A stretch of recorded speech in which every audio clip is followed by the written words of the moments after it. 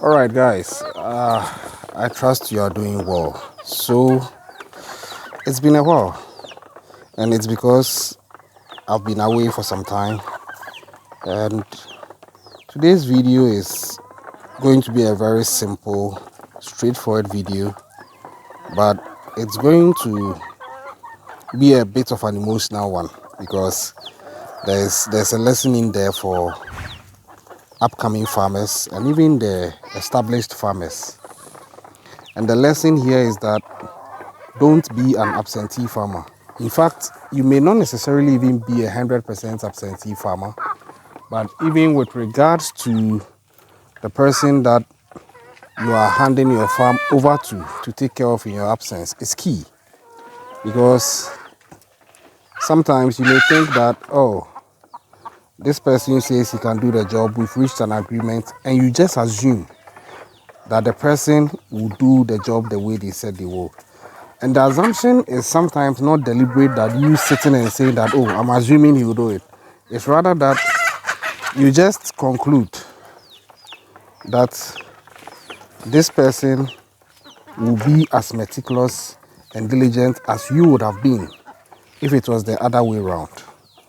And trust you me, it's a very heavy thing to face when you start seeing the consequences of the failure of such a person who you have entrusted your investment to. I'm currently dealing with such a thing, unfortunately, because I told you I had to be away for some time, and I entrusted someone with the care of my animals, my beautiful animals. Now, this person, initially he was doing a good job, but then as time went on, he decided to start lowering the standards. I wouldn't blame him so much, but just so you see some of the casualties I've suffered. This is my duck. I just came in today, and this is what met me today. You're seeing it. Yeah. Now we are paying attention to them. You see them here. So back to what I was saying. Now this is the duck, and very unfortunately, the duck is gone. As to what killed it, I don't know. I'll be getting rid of the carcass just after this video. I needed to cover this just so you appreciate the realities of what I'm talking about. Now the second casualty is this beautiful male chicken. This was a very exotic chicken that is really unique amongst its peers on my farm. And it's dead. Yeah. These are the chronicles of an absentee farmer. And not just an absentee farmer, you could even be present, but if you relegate your monitoring and controls to the background, or if you fail to be diligent and consistent with your monitoring, these are some of the things you would face. And I'm experiencing it firsthand. In fact, this is not even the first casualty I'm facing, just that this one cuts deeper because these are animals that had blossomed to their prime, and this was the time I was now going to enjoy my investments that I've put in. But unfortunately, this has happened. But as many would have said, and I've also said sometimes, it's one of the pains of embarking on this venture. You are going to have your ups and downs. But you know that in as much as it hurts, you lick your wounds and you try to pick up where you left off and do better going forward. Well, I've let the person go. Yeah, I've let the person go because I realized that if it was his, he wouldn't handle it this way. But because it wasn't his, and of course, although I pay him, he didn't see the need to be as diligent with what he was doing for me as he would have been if it was for himself. And I think I'm also partly to blame because I should have also been more present. But like I said, we live and learn. We keep pushing. My beautiful goats are still here. It looks like the black and white is pregnant. I'm waiting to have a chance to check, and I'm hoping she is. And now we have new chicks on the farm as well. Some died, but hey, we have a new chick. You can see it in the shots. It's hustling its way around, you know. These are the ups and downs of this venture we've decided to embark on. It's not an easy one, but hey, nobody said to make it will be easy. Yeah. This hen is also very, very, very reliable. It has hatched a lot of eggs, giving me a number of chicks. You see them? You see? This is the beauty of life. You see them?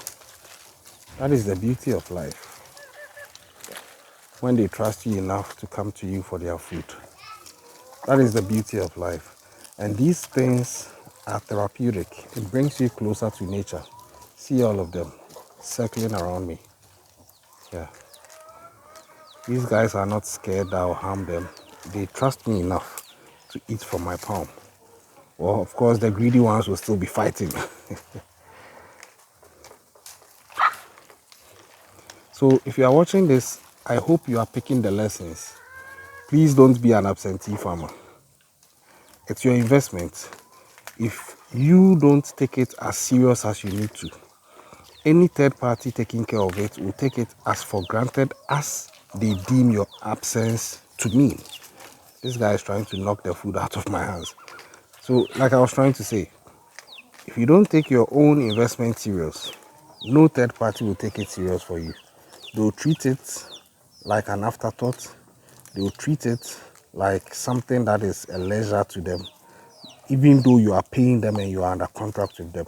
And you say that, oh, I'll take them on if they mess up. But the thing is, they would have still messed up your investment. No matter what you do, it's still messed up. So it's better you are proactive and you ensure that you are getting it right from the scratch. And that the people that you entrust the whole thing to are also diligent with what they have to do. This lady is a bully. I'm suspecting she's pregnant, but yeah, I'm suspecting she's pregnant. But I hope you get what I'm saying. These things, it cost me some money because I had 2 female ducks and 1 male duck. You could check from my previous videos. Now they've all died. I brought 14 young turkeys. They've died. I have videos of them on my farm, on my channel. They've died in the hands of this person. And the way he would even talk about the issue, he's so nonchalant about it. He doesn't take responsibility for it.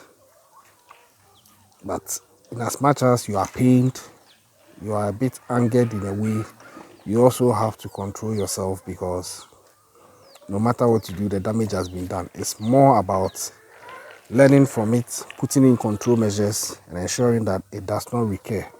In this case, I've let the person go.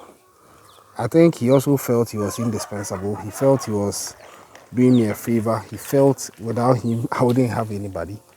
But I think that sometimes some people are so distracted with their presence. Their absence is better than nobody even being there to do the job, because in actual fact, in their absence, it forces you to push harder to find somebody or find a system that will work without them being around to cause more damage. If you've learned anything, let me know in the comment section. Subscribe to the channel and I'll catch you on the next one. Stay safe.